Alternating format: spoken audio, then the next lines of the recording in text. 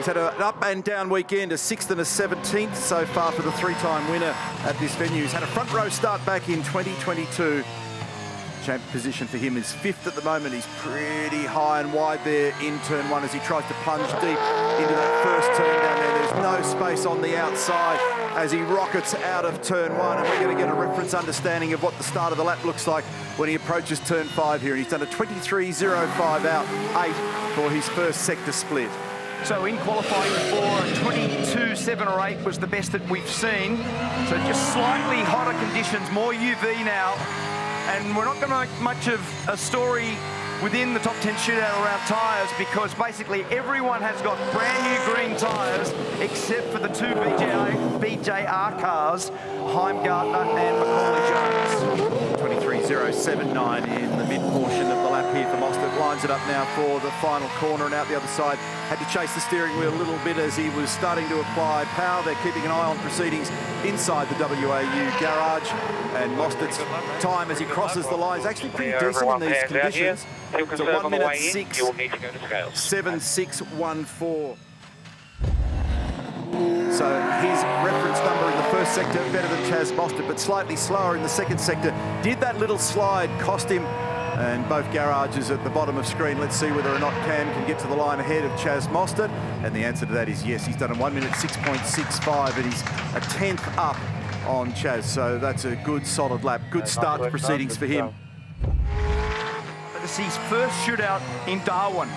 Gets it stopped, makes it to the apex, puts the wheel right against the curb, but doesn't hook the wheel over the curb to upset the car. Nice exit. Very close to the time in the first sector split that was achieved by Cam Hill. He's gone quickest so far up towards turn 10 now, where we get our second reading, and he's actually gone quicker in the mid-sector of the racetrack, and that's on the approach from turn 5 all the way to turn 10. He catches the curb awkwardly in the little S-bend run down to the final corner, but again the car comes off the corner nicely out of turn 14, the final turn. Was that costly at all? At the moment, we've got Hill on top from Mostert. Matty Payne challenges, and he does a fine job of it with a 1 minute 6.65. 5/10,000. We're just looking on board for the start of this lap to see whether we see him use the clutch in the braking area here, and his hands just cover that up. I think I did see the first part of that where he was able to down change. It did sound like a down change nicely, which is always incredibly important for that big long braking area down there from 270 kilometres an hour. He gets it stopped back to second gear, and he's done a really nice job in the first sector. Fastest by over a 10th of a second. Great start to the lap. It looked clean out of the final corner, cleanly into and out of turn number 1, and that critical braking approach into turn 5. He's launched it nicely out of the hairpin, sweeps out to the left of the road for the approach to turn 7. It's got a tiny little bit of slide going on in the rear of the car. He's approaching the second timing intermediate now. That little seam in the road creates an awkward bump when you're trying to brake and turn the car, but the second split for him across the middle of the racetrack, also session best.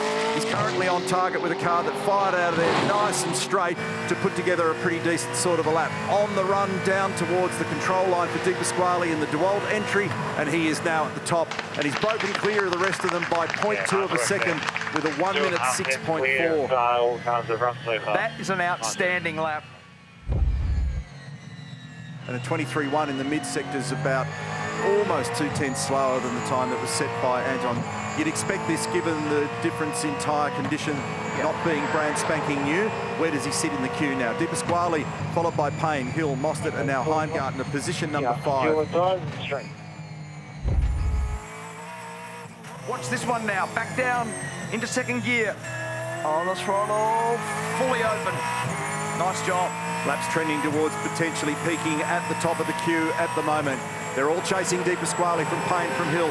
Kai Allen's got 2 sector bests under his name, and he drops it into position number 2 with a fine lap. Remember, he had a second row start yesterday, so he continues that fine form. That's a lovely lap.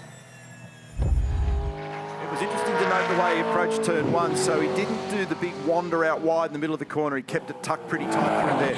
Second reference coming up now is a 22.9, and again, that's right on the money. So this is going to give it a shake. This is going to be right up there in Kai Allen and Anton De Pasquale land out of the final corner. Hands are in steady position as he advances the throttle down there.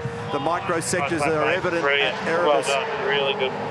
And Barry's happy with what he can see at the moment, and he's gone to the top on a 1 minute 6.31, and they should be very pleased with that, considering that as a turnaround.